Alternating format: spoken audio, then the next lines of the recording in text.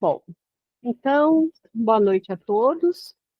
É um prazer estar aqui reunida com vocês, mais essa vez, para a nossa quinta aula do estudo do curso básico do Espiritismo, primeiro ano, da Federação Espírita, né?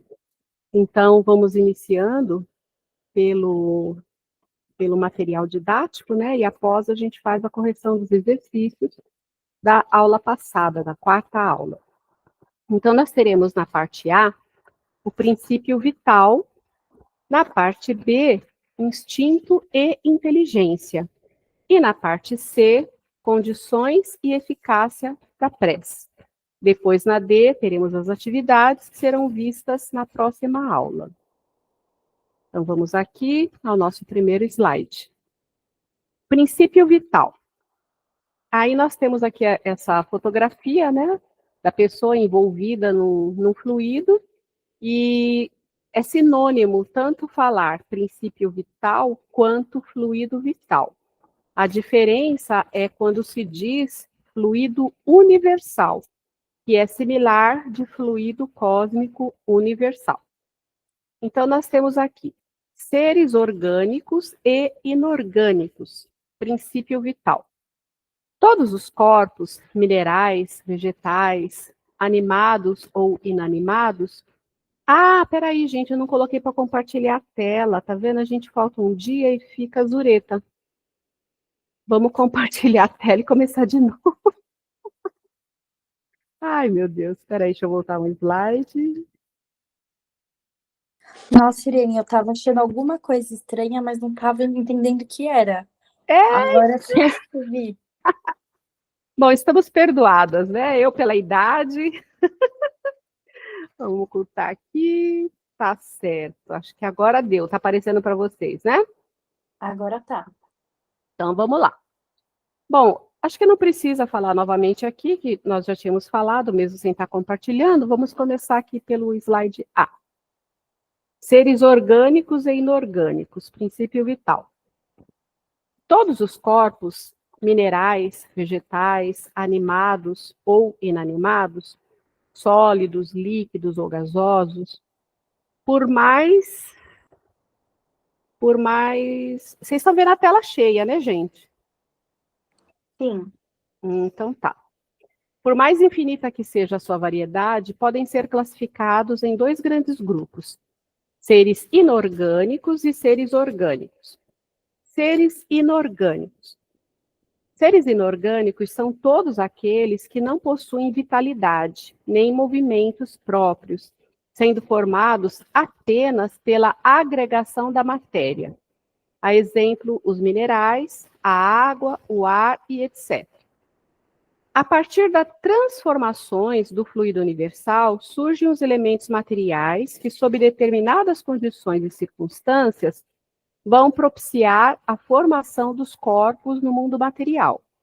Eles compõem os elementos encontrados na natureza e classificados pela química na tabela periódica dos elementos. Vocês se lembram que nas outras aulas nós vimos que o fluido cósmico universal, ele está presente em todo e qualquer lugar, e que é a partir das variações dele que surgiu o fluido vital, e que é a partir das transformações dele que surge os diferentes tipos de matéria. Então, tudo que há de matéria é oriundo do fluido cósmico universal, que ele é modificado, alterado, de acordo com o mundo e a composição da matéria que há necessidade de ser formada. Mas tudo provém dele, e ele provém de Deus.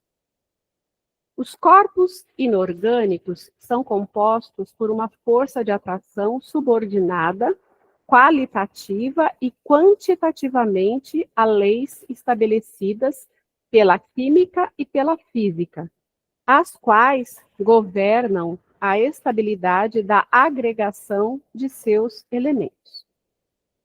Seres orgânicos. Os seres orgânicos são os que trazem em si mesmos uma fonte de atividade íntima, que lhes dá a vida.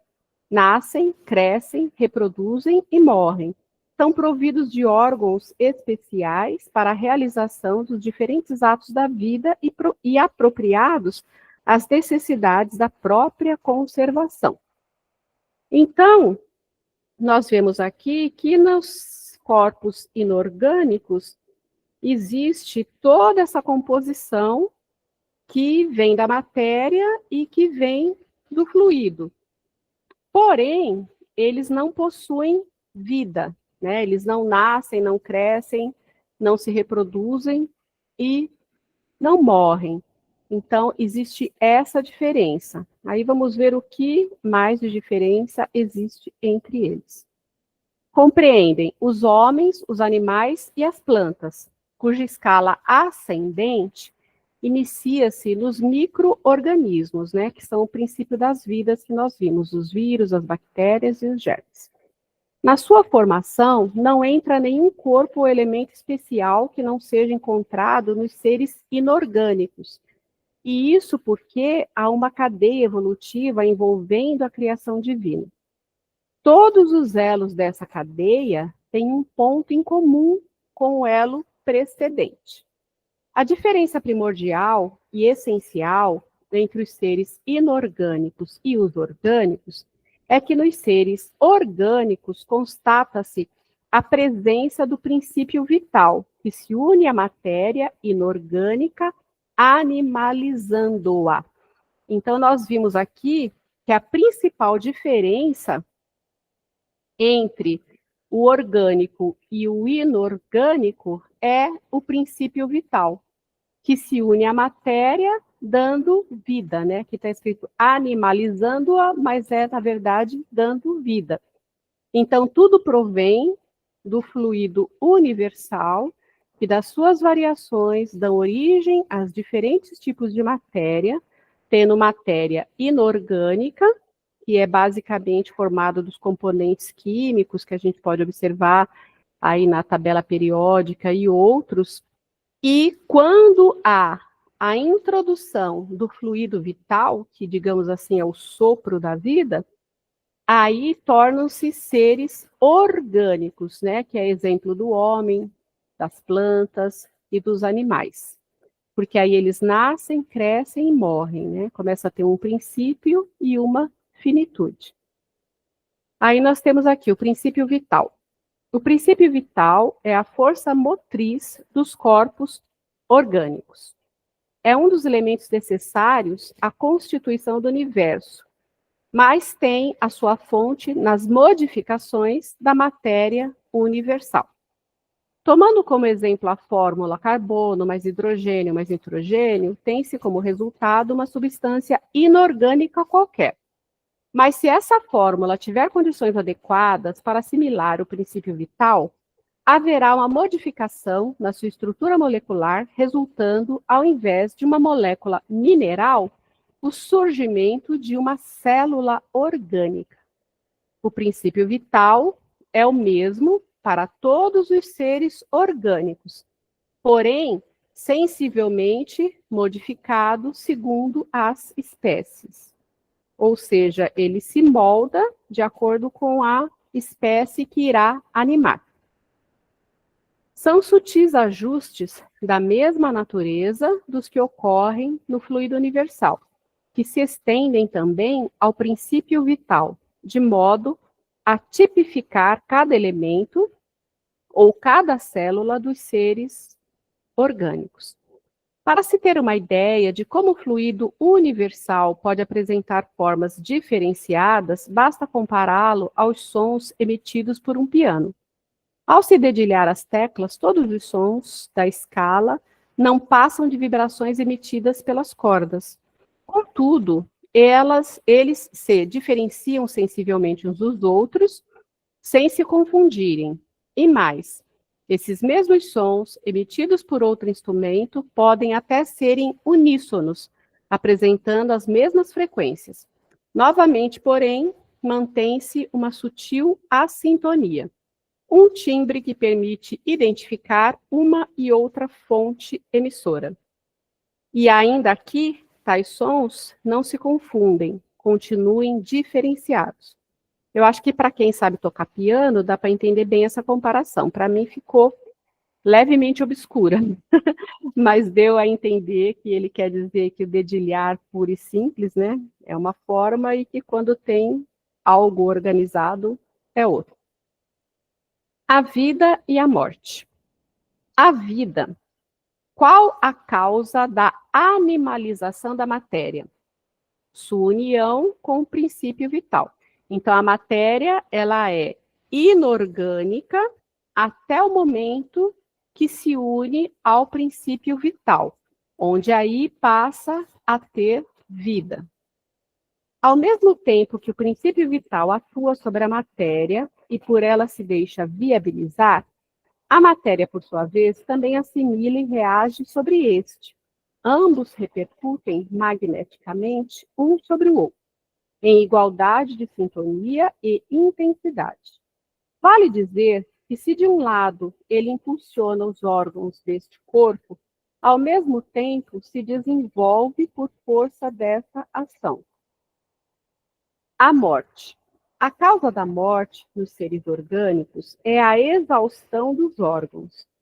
Isso ocorre quando a relação bionívoca entre o princípio vital e a matéria se quebra, cessando a harmonia. A química consegue fazer a análise, decomposição, e a síntese, recomposição, da grande maioria dos corpos inorgânicos e orgânicos. Contudo, ela jamais conseguiu, nem conseguirá, reconstruir um ser vivente, porque o princípio vital se esvai do ser orgânico fenecido. No organismo morto, seja vegetal, seja animal, está extinto o princípio vital, a centelha divina criadora da vida. Nele não mais existe. É por isso que a química não consegue reconstituir os elementos formativos dos corpos orgânicos. Não existindo a causa, não lhe é possível reproduzir o efeito. Sobrevém, então, a morte e a matéria inerte se decompõe, retornando às suas origens, no aguardo de uma nova oportunidade para formar outros organismos. Então, gente, é realmente a saída desse princípio vital, né, que faz com que haja a morte física de qualquer ser orgânico.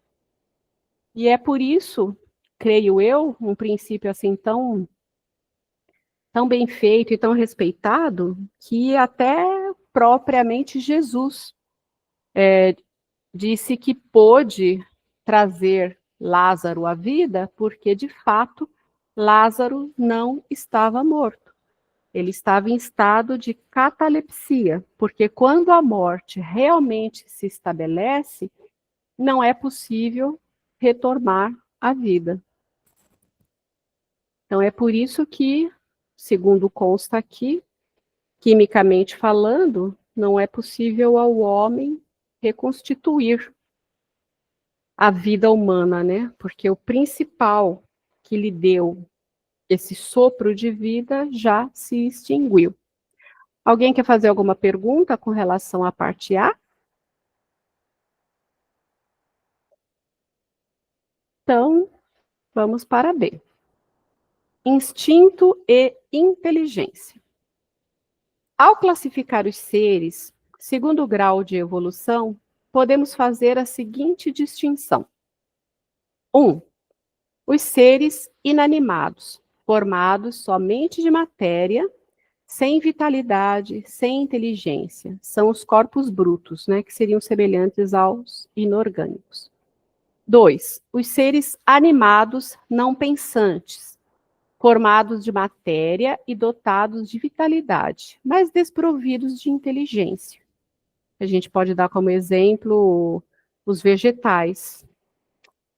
E 3, os seres animados e pensantes, formados de matéria, dotados de vitalidade e tendo ainda um princípio inteligente que os leva a pensar, que é o caso dos homens.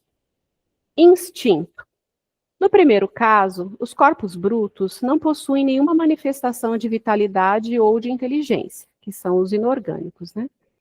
caracterizam-se pela matéria, não, caracterizam-se pela inércia. No segundo, os seres vivos, embora não considerados seres inteligentes, já manifestaram um início de inteligência ainda rudimentar, que seria o instinto. Pode-se afirmar com efeito que o instinto é uma inteligência não racional. É por ele que todos os seres provêm as suas necessidades. Então, a gente vê que os animais, eles são dotados de instinto, que é um princípio rudimentar de inteligência, mas não é a inteligência que anima o homem. É difícil assinalar onde acaba um e começa o outro, porque eles frequentemente se confundem, mas podemos muito bem distinguir os atos que pertencem ao instinto dos que pertencem à inteligência. O instinto compreende um conjunto de atos involuntários e inconscientes. Todo ato maquinal é instintivo, enquanto a inteligência revela-se por atos voluntários, refletidos e premeditados, segundo as circunstâncias. Já os atos instintivos não são refletidos nem premeditados. Quando o homem anda, o faz instintivamente, sem refletir nos seus próprios passos, mas desvia ao precisar transpor um obstáculo, quando precisa diminuir ou acelerar seu passo, etc. O impulso involuntário do movimento é o ato instintivo, enquanto que a direção calculada do movimento vem a ser o ato inteligente. O instinto predomina no ser humano com exclusividade no início de sua vida. É a própria expressão infantil que faz dar os primeiros passos em direção à sua maturidade. A tendência é as manifestações instintivas enfraquecerem-se pela predominância da inteligência, mas ele estará sempre presente. O instinto varia em suas manifestações segundo as espécies e suas necessidades.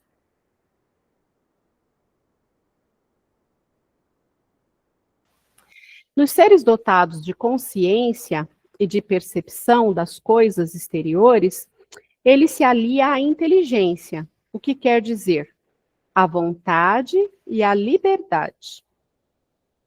Então, a gente percebe que todos nós temos, né, atos instintivos, coisas que a gente realiza, que o nosso corpo realiza, sem a necessidade de envolver o mecanismo do pensamento ativo e da inteligência.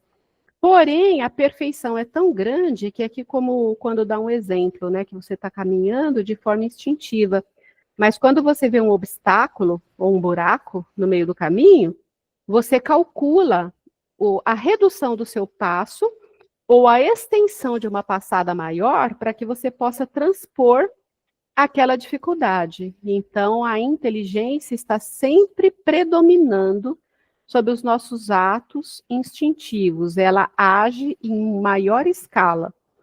E aí ele dá os exemplos, né, que quando nós somos crianças, bebês, o instinto é que predomina, mas à medida que a inteligência vai se desenvolvendo, a parte instintiva vai diminuindo, e a inteligência vai se emancipando, digamos assim, muito, embora a parte instintiva sempre prevaleça. Inteligência. Não se pode tomar a inteligência como sendo um atributo do princípio vital, pois as plantas vivem e não pensam, mas tendo mais do que a vida orgânica. É assim que existem seres animados não pensantes e seres animados pensantes, sendo que esses últimos possuem de forma manifesta o princípio inteligente, que lhes dá a faculdade de pensar. Então, nós somos animados e pensantes. A inteligência é uma faculdade especial, própria de certas classes de seres orgânicos, aos quais dá, com o pensamento, a vontade de agir, a consciência de sua existência e de sua individualidade. assim como os meios de estabelecer relações com o mundo exterior e de prover suas necessidades. Efetivamente, somente os espíritos, enquanto individualizações, podem ser considerados seres inteligentes na criação, pois podem conhecer e refletir sobre o mundo exterior em que vivem, e possuem, sobretudo, consciência de si mesmos, de sua existência e de sua individualidade. É assim que a biologia denomina o homem como sapiens sapiens, ou seja, o ser que sabe, que reflexiona a inteligência sobre si mesma. Com efeito, a consciência lhe confere o atributo da vontade e da liberdade, o que difere especificamente dos outros seres naturais do mesmo gênero. E com isso nós concluímos aqui a parte B. Alguém tem alguma dúvida a respeito de instinto e de inteligência?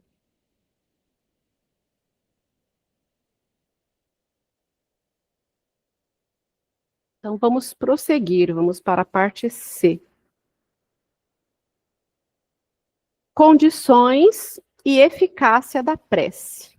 Aí nós temos aqui a imagem, né, da mão posta, simbolizando a prece, e a frase de Meimei. A oração nem sempre nos retira do sofrimento, mas sempre nos reveste de forças para suportá-lo. Que coisa linda e expressão da verdade, hein, gente? O que quer que seja que pedirdes, na prece, crede que obtereis, e vos será concedido.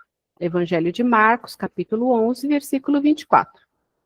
A prece é uma invocação, é o mais elevado veículo de ligação através do qual o homem coloca-se em relação mental com a espiritualidade. É uma projeção do pensamento, a partir do qual irá se estabelecer uma corrente fluídica, cuja intensidade dependerá do teor vibratório de quem ora. E nisto reside o seu poder e o seu alcance. Pois nessa relação fluídica, o homem atrai para si a ajuda dos espíritos superiores, a lhes inspirar bons pensamentos. Então, eu particularmente gostei muito dessa definição, de que a prece é uma projeção do pensamento, né? E que a partir do qual se estabelece uma corrente fluídica. Então, a gente projeta o nosso pensamento, estabelecendo, sim, uma corrente, uma energia, algo que tem um objetivo, e que o nosso objetivo ao orar, na projeção desse pensamento, é a espiritualidade. E cuja intensidade dependerá do teor vibratório de quem ora. Então, aí a gente vê que até mesmo no sentido de ter uma prece intensa, vai depender do nosso padrão vibratório. E normalmente, as pessoas que mesmo não tendo um padrão vibratório muito elevado, que não seja muito espiritualizada, ou que seja muito apegada, ou, digamos assim, tem a vida mais direcionada para as coisas materiais, para as coisas do mundo, num momento de intensa dor, num momento de necessidade, ela suplanta todas essas questões materiais e carnais e consegue elevar o seu pensamento, fazer uma projeção do pensamento com um teor vibratório intenso e forte, atingindo assim o seu objetivo. Então aqui diz que dependerá do teor vibratório de quem ora, e nisso reside o seu poder e o seu alcance. Então, o alcance da nossa prece para atingir a espiritualidade, fazer-nos ser ouvidos e buscarmos, né, o nosso objetivo, depende do nosso teor vibratório e da intensidade dessa corrente fluídica que a gente emite ao projetar o pensamento. Então, eu achei que nessa frase ficou muito bem delineado o mecanismo da prece, digamos assim. Pois nessa relação fluídica, o homem atrai para si a ajuda dos espíritos superiores a lhes inspirar bons pensamentos. E aqui vem uma questão que a gente vai ver aqui nesse texto, um pouquinho mais na frente, que fala, né, que a gente ora e muitas vezes a gente pensa que não é ouvido, que Deus não ouviu as suas preces, que você foi esquecido pela espiritualidade, que o seu sofrimento não tem fim, e coisas assim do gênero, né? Aí a gente tem toda essa definição que nós vimos a respeito do mecanismo da prece, e tem também a questão que vem aqui na conclusão dessa frase como resposta. O homem atrai para si a ajuda dos espíritos superiores a lhe inspirar bons pensamentos. Muitas vezes a gente ora com bastante fé, com bastante inspiração, buscando uma solução para os nossos problemas, como se fosse assim uma poção mágica que a espiritualidade pudesse fazer uso e nos tirar daquele tormento que nós classificamos dessa forma e como nós nos sentimos. Mas Deus, ele nos envia espíritos superiores que vão nos inspirar bons pensamentos, vão nos trazer, se nós estivermos abertos, aquela sensação de conforto, de resignação, de maior paciência. E essa inspiração que os espíritos superiores nos trazem é no sentido de nós vislumbrarmos algum tipo de lenitivo, de solução, mesmo que não seja uma solução grande, definitiva, mas uma luz no final do túnel, que vai fazer com que aquela ideia nós possamos persegui-la e através da nossa ação, da nossa atividade em torno daquilo que a inspiração nos trouxe, a gente possa aliviar ou extinguir aquele mal que está nos sobrepondo. Porque Deus nunca nos tira o poder da ação. Então, a questão de nós rezarmos pedindo uma solução, pedindo uma poção mágica que acabe com toda aquela situação, com todo aquele sofrimento, gente, vamos esquecer. Porque isso não existe. Deus nunca nos tira o poder da ação, o mérito da nossa ação. E é justamente através desse mecanismo meritório da ação que nós crescemos, aprendemos, aumentamos o nosso quesito de espiritualidade e nos tornamos pessoas mais fortes. Porque se Deus simplesmente resolvesse, como muitas vezes a gente pede, e muitas vezes não é nem culpa da gente, são as crenças que nos foram passadas que faz com que a gente tenha uma visão assim a respeito da resposta de Deus, faz com que nós não tivéssemos méritos, se realmente assim o fosse, e muitas pessoas traz aquele sentimento de revolta, né? Porque acabou não vindo uma fórmula mágica que nos tirou pura e simplesmente daquela situação. Quando você percebe que alguém supera uma dificuldade, pode observar, pode conversar, você vai ver sempre que foi através de uma proatividade da pessoa. Nem que essa proatividade seja pura e simplesmente a ressignificação do olhar com relação àquela situação que a vinha atormentando. A pessoa, através desse mecanismo e dessa ajuda e desse auxílio, ela foi intuída e ela conseguiu enxergar outros aspectos daquela adversidade diferentes e não somente pura e simplesmente aquele monstro extenuante que você não se sentia capaz de enfrentar, de destrinchar. Então, podem observar que a pessoa, quando melhora, ela melhorou através dessa linha de mecanismo que nós estamos falando aqui agora, através desse olhar da doutrina espírita. Então, aqui continuando. Condições da prece. Jesus Cristo fez entender claramente que quando alguém ora, não é preciso colocar-se em evidência. A prece deve ser feita em segredo, no recôndito da consciência e em profunda meditação. Não é necessário que ela seja proferida repetidamente. Preces prolongadas ou repetidas e mesmo proferidas em idioma estranho tornam-se fastidiosas e muitas vezes delas não participam o pensamento e o coração. Assim, a condição da prece está no pensamento reto, podendo-se orar em qualquer lugar, a qualquer hora, a sós ou em conjunto, desde que haja o recolhimento íntimo necessário para se estabelecer a sintonia harmoniosa no ato sublime de louvar, agradecer e rogar a Deus o auxílio necessário.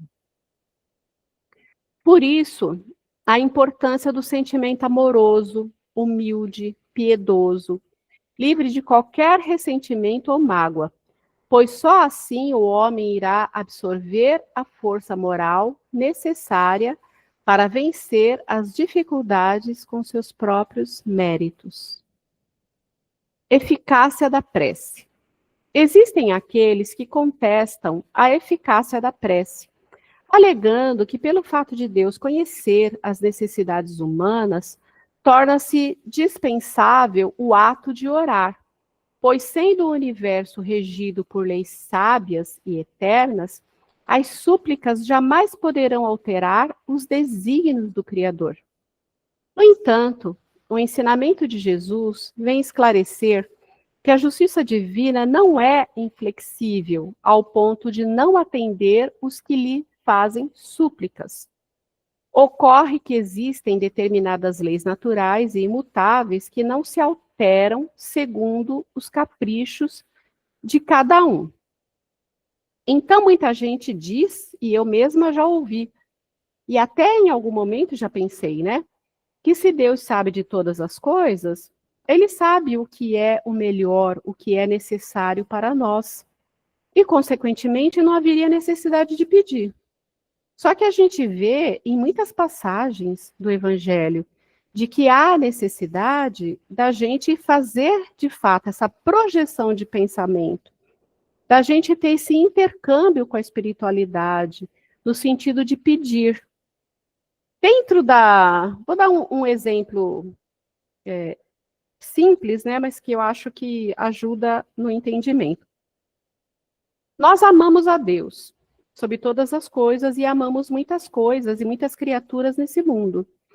Mas como é que o nosso amor pelas pessoas, situações, eles aumentam? É através da convivência e do relacionamento, não é? Se eu não costumo ter uma troca de palavras, de instantes, de convivência com as pessoas, o relacionamento aos poucos, por mais que seja um relacionamento hoje bom e importante para nós, ele vai aos poucos esfriando. Então existe essa necessidade da troca, do intercâmbio, da convivência, né? Da fala, da conversa, de passar momentos de qualidade juntos. Então, a prece, mesmo a gente sabendo que Deus é onisciente, onipresente, e que só de lançar um olhar sobre as coisas já consegue fazer uma leitura completa e saber exatamente o que nos falta progredir, o que já alcançamos, o quanto que vivenciamos e etc, etc, etc. De nossa parte, dentro da nossa pequenez, para que nos sintamos cada vez mais próximos de Deus e desse veículo condutor que facilita essa projeção do pensamento, da prece, é justamente através dessa convivência. E como que nós estabelecemos essa convivência com Deus? Quando nós estamos aqui procurando entender e estudar aquilo que as suas leis estabelecem, para que possamos, através da compreensão, melhor vivenciá-las e ter uma vida mais leve, com maior suporte, da leveza que vem de Deus, dos seus ensinamentos, do consolo que a doutrina espírita traz. Como que nós nos sentimos mais próximos de Deus? Num desses momentos de projeção de pensamento, quando nós rogamos, quando nós pedimos, é um diálogo que nós temos com Deus, com a espiritualidade. Se não evocar diretamente Deus, mas aquela representação de Deus personificada, que seja num santo de devoção, que seja num guia espiritual, mas aquele veículo condutor que nos leva até a espiritualidade. Então, se nós não cultivarmos na nossa vida esses mecanismos de convivência, de proximidade, de maior integração com a espiritualidade, com Deus, seja em que religião for, a nossa vida vai murchando, a gente vai perdendo mais o entusiasmo, porque a gente acaba tendo uma solidão dessa divindade, que nós sabemos que existe, mas que não faz parte da nossa vida como deveria fazer, que não nos preenche. E nós é que temos que buscar os mecanismos desse preenchimento. E aí nós teremos o nosso coração repleto de Deus, repleto de luz, repleto dessa leveza que faz com que a gente tenha um novo olhar sobre todas as coisas, que diminui os nossos fardos, as nossas dificuldades, que nos dá aquela força de que nós sabemos que venceremos aquilo.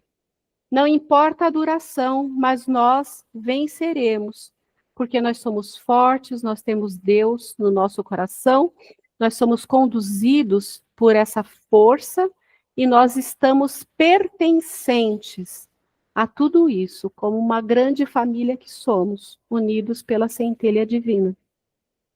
E é nisso que a prece se torna imprescindível, porque é esse momento de integração, e que Deus vai nos trazer o auxílio através da inspiração dos nossos benfeitores espirituais, que vão nos sustentar e nos auxiliar através da nossa proatividade na solução e na transposição desses problemas. Então, aqui continuando. No entanto, o ensinamento de Jesus vem esclarecer que a justiça divina não é inflexível ao ponto de não atender os que lhe fazem súplicas. Ocorrem que existem determinadas leis naturais e imutáveis que não se alteram segundo os caprichos de cada um. Porém, isso não deve levar à crença de que tudo esteja submetido à fatalidade.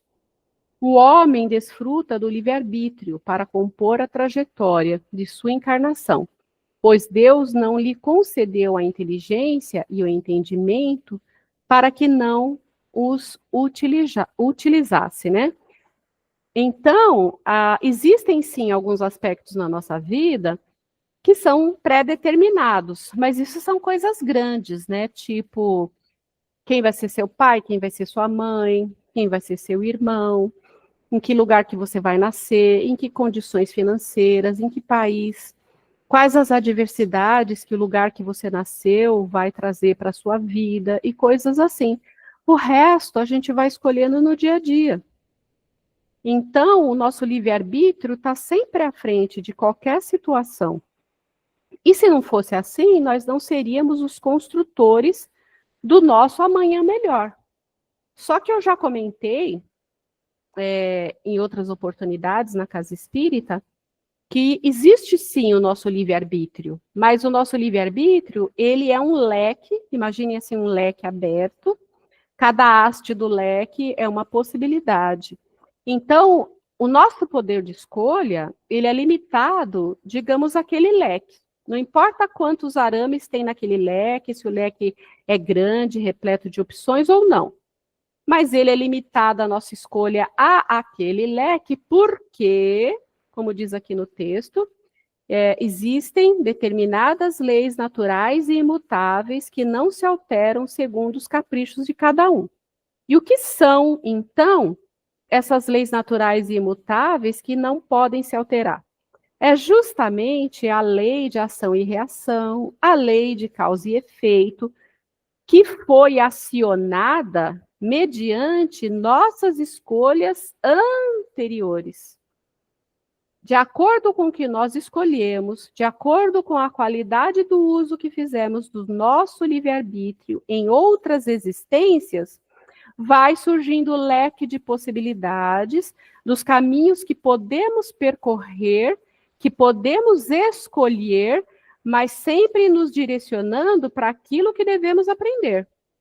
Então, é por isso que a melhor forma de ampliarmos esse leque de escolhas é quando nós trabalhamos a nossa reforma íntima e vamos, através do amor, nos modificando, transmutando as nossas crenças, as coisas que nos prendem a determinadas coisas e situações que não nos levam a nada.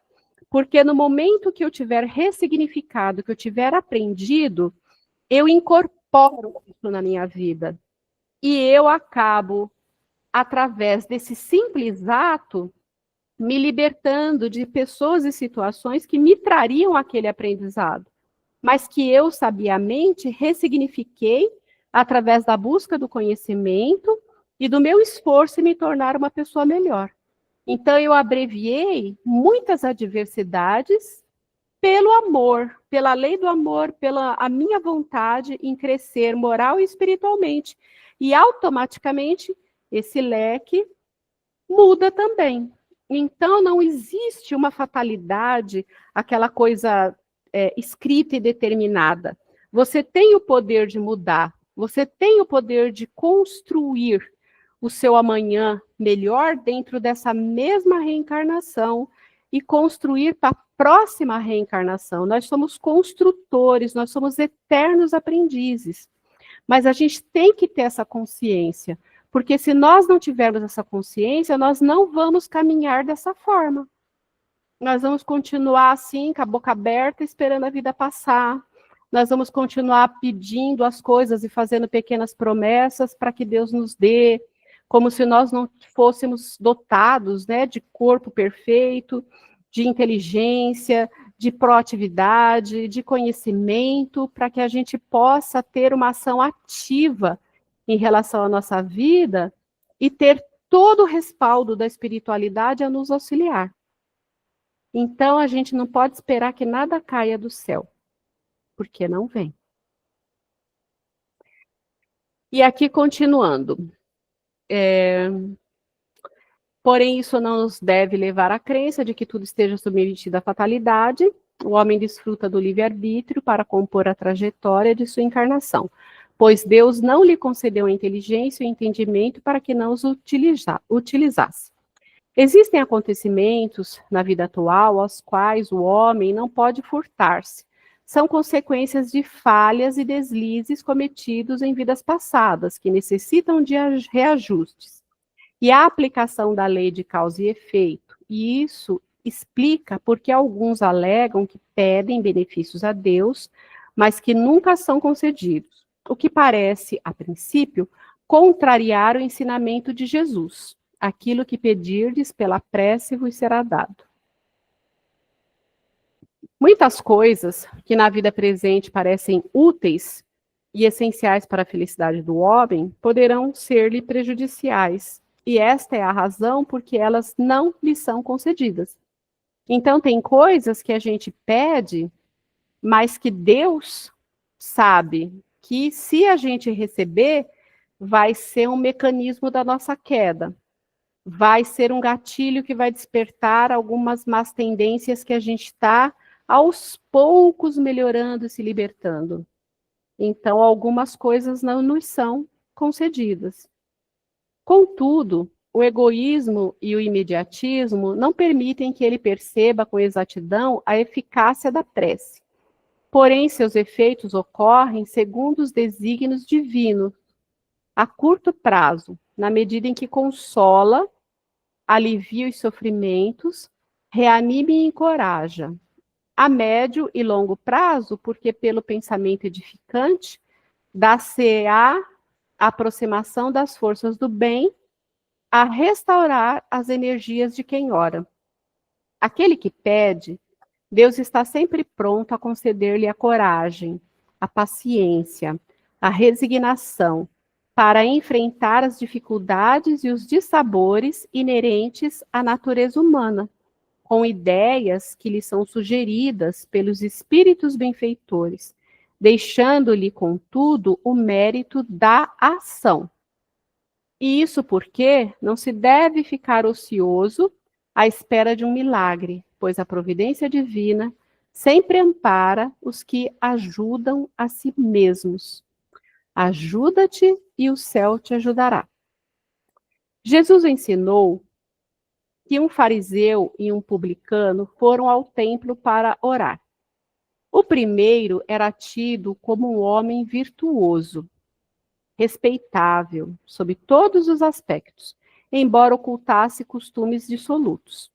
Então, para quem não lembra, fariseu era todo aquele que seguia rigorosamente a religião, que tinha um conceito, gozava de um conceito de sociedade muito grande, porque supostamente seguia a lei divina, que era que eles pregavam na época, né, dentro dos conceitos pré-estabelecidos, na época de Jesus, de acordo com os preceitos dos senhores da lei.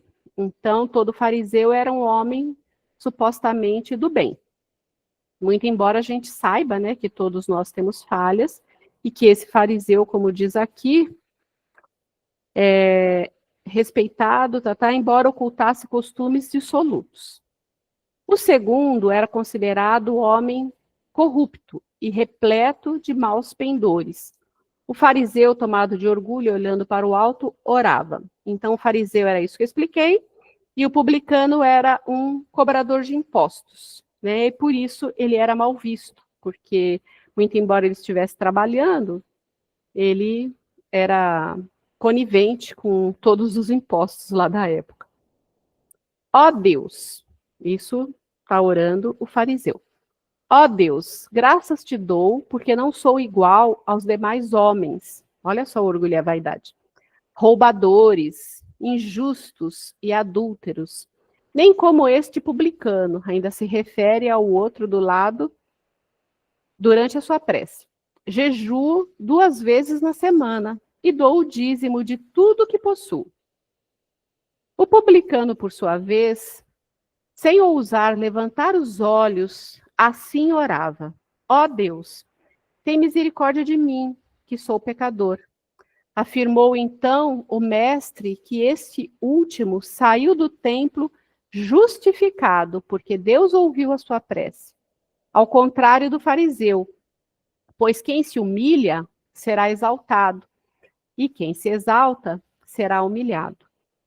Assim, deve-se notar o fato de o publicano ter pronunciado reduzido o número de palavras e, no entanto, sua prece foi acolhida, porque nela havia humildade e devotamento, ao contrário do fariseu, cujo coração estava repleto de maldade, de egoísmo e de orgulho. Portanto, a eficácia da prece está na dependência da renovação íntima do homem, em que deve prevalecer a linguagem do amor, do perdão e da humildade, para que ele possa, assim, de coração liberto de sentimentos negativos, agradecer a Deus a dádiva da vida.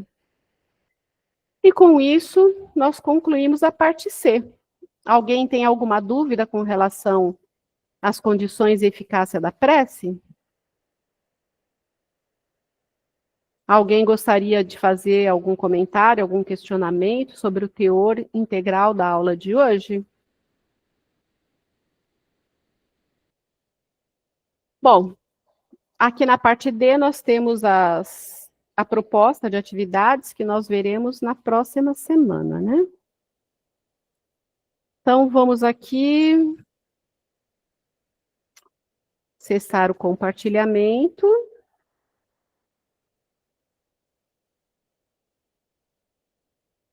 E, não tendo mais nenhum questionamento, a gente passa para a resolução dos exercícios da quarta aula.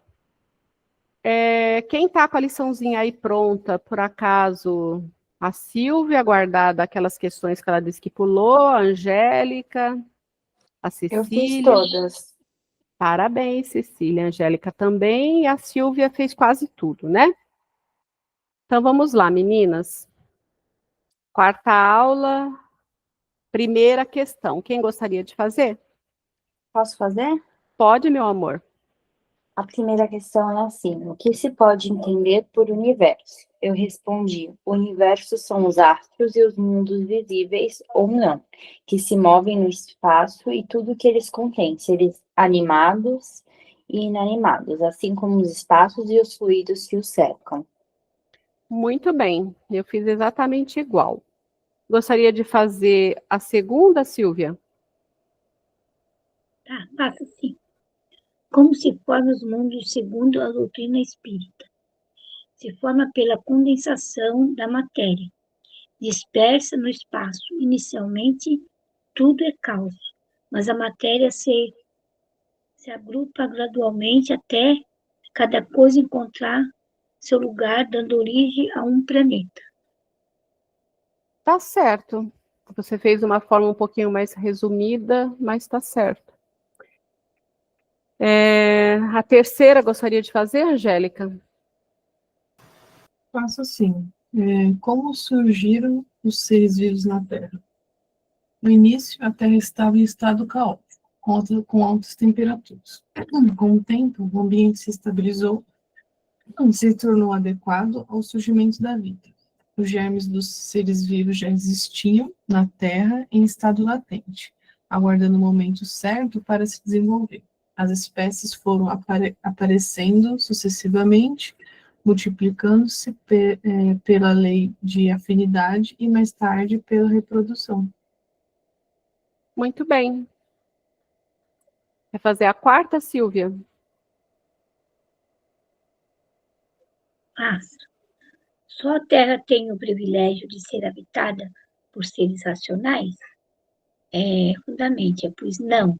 A Terra não é o único planeta habitado por seres racionais, pois existem outros planetas, outros mundos. Uhum. Parei aí. Tá certo, e dentre todos seria absurdo pensar que somente a Terra teria o privilégio da vida, né? Quer fazer a quinta, Cecília?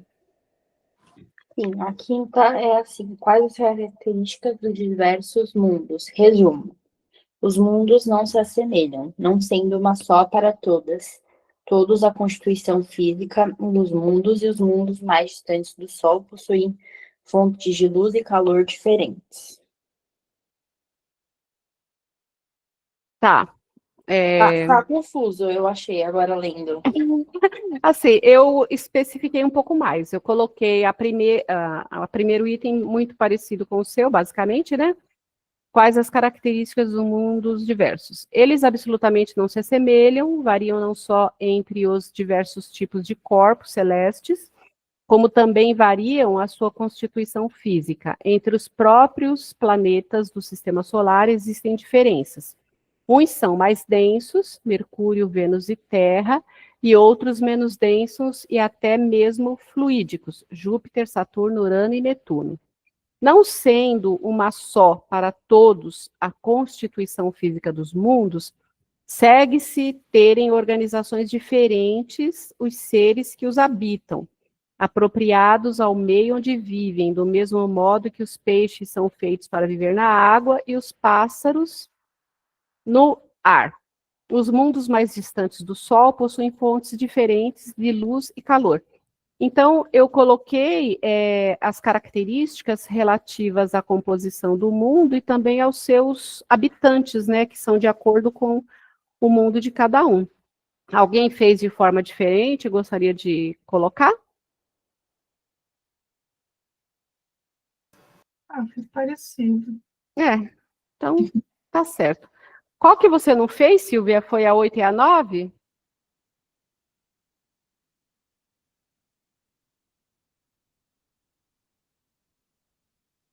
Silvia?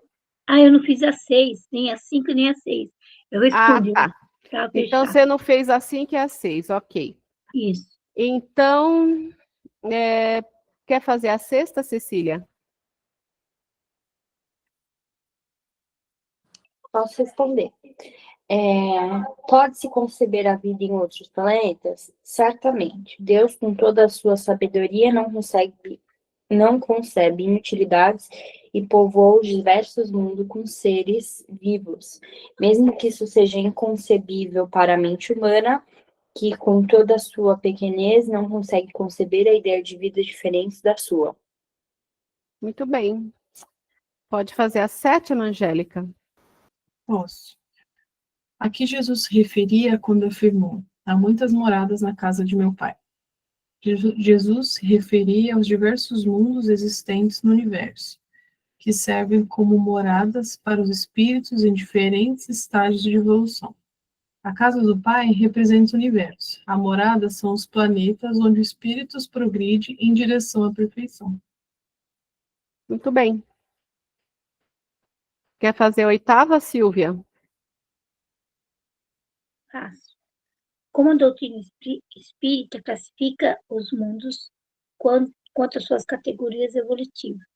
Eu pus assim, as diferentes classificações, como a Guerra Fria, primeiro, segundo e o terceiro mundo, baseado em blocos econômicos e políticos. A visão espírita de mundo de acordo com o progresso moral. Primitivo de expiação, de regeneração, de todo dividido ou a concepção multipolar atual do poder geopolítico global. Geopolítico global. Terminou assim.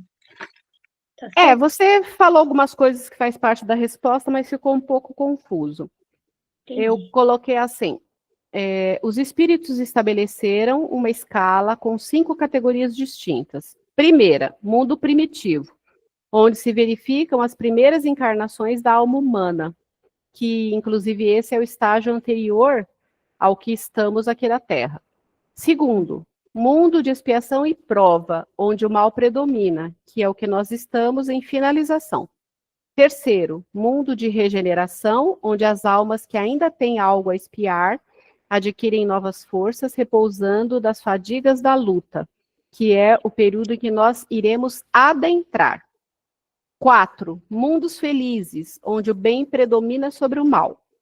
E 5, mundos divinos ou celestes, onde moram os espíritos purificados e o bem reina plenamente. Então, nós temos essas 5 categorias aqui de mundos. A nona e última, gostaria de fazer, Angélica? Faço. Em que estágio encontra-se nosso planeta? E por que espíritos mais adiantados aqui encarnaram? A Terra está na categoria de mundos de prova e expiação, pois ainda predomina o mal. Os espíritos mais evoluídos reencarnam aqui com missões especiais, ajudando na evolução moral e espiritual da humanidade, como fizeram os apóstolos de Jesus. Tá certo. Muito bem. Alguém tem alguma dúvida com relação a esses questionamentos? Podemos passar para a frase de reforma íntima?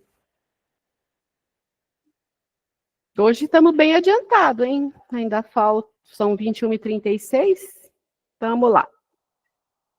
A frase de reforma íntima foi extraída do livro Calma, Chico Xavier, lição pelo lado melhor, página 48. Para que a misericórdia te ilumine os sentimentos, considera os nossos irmãos em humanidade pelo lado melhor em que estimariam estar agindo. Então, olha que interessante. Para que a misericórdia te ilumine os sentimentos. Então, para que Deus possa penetrar no seu íntimo e a sua misericórdia iluminar o meu coração e os meus sentimentos. Eu devo considerar os meus irmãos em humanidade, ou seja, os demais encarnados que nos rodeiam, que têm interação comigo, pelo lado melhor em que estimariam estar agindo. Todos nós temos o nosso lado luz e o nosso lado sombra. Nós somos uma dualidade. A intenção é que o nosso lado luz cresça, evolua, se amplie cada vez mais. E o nosso lado sombra, que são aquelas imperfeições, aquele nosso cadinho, todas aquelas coisas que a gente sabe, que a gente tem que aprimorar, que melhorar, vá gradativamente diminuindo. Então, quando eu vim aqui para este mundo, eu vim com duas malinhas. Uma malinha de toda a parte luz que eu tenho e uma malinha de toda a parte sombra que eu possuo. A intenção é que nesse intervalo de tempo, que é a minha vida, essa minha mala de luz, ela se expanda, ela esteja maior, mais pesada, mais significativa do que quando eu a trouxe para essa encarnação.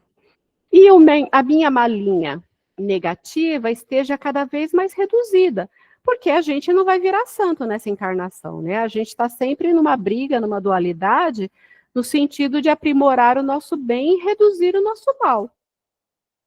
Então, as pessoas que vivem conosco, que estão no nosso dia a dia, interagindo, seja lá de que forma for, tal qual nós, elas têm as duas malinhas também. Então, se eu tiver um olhar pelo que elas têm de luz, de bom, se eu procurar enfatizar, engrandecer, digamos assim, valorizar, acho que é a palavra melhor, tudo que essa pessoa tem nessa malinha de luz, em contrapartida, algumas coisas que eu vejo que ela precisa melhorar, que ela precisa ressignificar, o meu relacionamento com ela vai se tornar melhor. Mas se o meu olhar for focado especificamente ou com maior ênfase naquilo que essa pessoa precisa se melhorar, e a evolução não dá saltos, a evolução é lenta, ela é gradativa, com certeza eu vou conviver com essa pessoa 10, 15, 20, 30, 40 anos, e muitas vezes eu não vou ver ela extirpar da vida dela aquilo que ela precisa melhorar, aquilo que eu decidi botar o meu olhar, a minha atenção e o meu foco. Mesmo eu adquirindo conhecimento aqui, que a evolução não dá saltos, que toda melhora é lenta e gradativa, que eu mesma não consigo, do dia para a noite, extirpar uma má tendência minha, que eu vou fazendo com muito escorregão, com muito tropeço, com muito recomeço.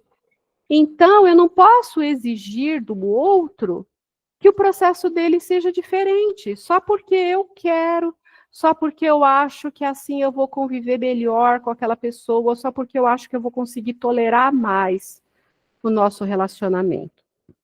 Então, é nesse sentido que diz essa frase. Para que a misericórdia te ilumine os sentimentos, considera os nossos irmãos em humanidade pelo lado melhor em que estimariam estar agindo. E qual é o meu posicionamento na minha vida, no dia a dia, com relação a essa frase?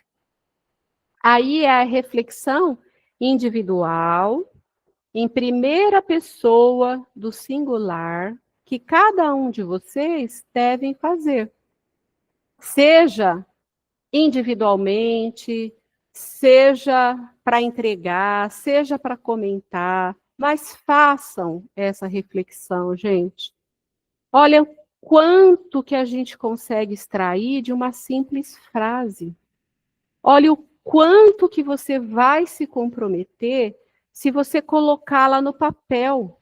Eu, Irene, ainda não consigo conviver com determinadas pessoas, especialmente algumas que fazem parte do meu dia a dia ali, do meu cadinho, do meu núcleo familiar mais próximo, com esse olhar de engrandecer aquilo que ela tem de melhor. Apesar de eu ter consciência de que o lado bom é muito maior do que o lado ruim ou o lado que essa pessoa precisa crescer, isso dentro da minha ótica, porque muitas vezes ela própria não tem esse olhar de que ela necessita melhorar certos aspectos. Então, se eu até consigo enxergar que ela não consegue ver que ela precisaria crescer ou se melhorar naquilo, eu sei que para ela aquele defeito não existe. Eu tenho essa consciência, então como que eu posso esperar que ela cresça dentro do meu tempo, se nem ela ainda tem a consciência de que necessita melhorar dentro daquilo lá? Então, a minha vida vai se tornar mais leve, a minha convivência vai se tornar mais prazerosa se eu compreender essa limitação desta pessoa e eu valorizar tudo aquilo que eu sei que ela tem de bom e do qual eu posso extrair muito no nosso relacionamento. Acabei de falar para vocês o que eu teria escrito na minha reflexão. E é por aí, gente. Reflitam, escrevam, porque quando você escreve, você se compromete, você pensa, e daqui a um tempo releiam, para vocês poderem mensurar o quanto que vocês cresceram. E é isso. Alguém gostaria de fazer algum comentário a respeito dessa frase de reforma íntima de hoje?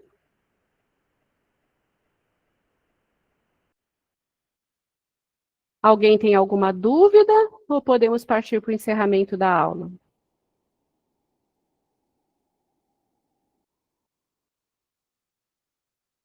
Então tá.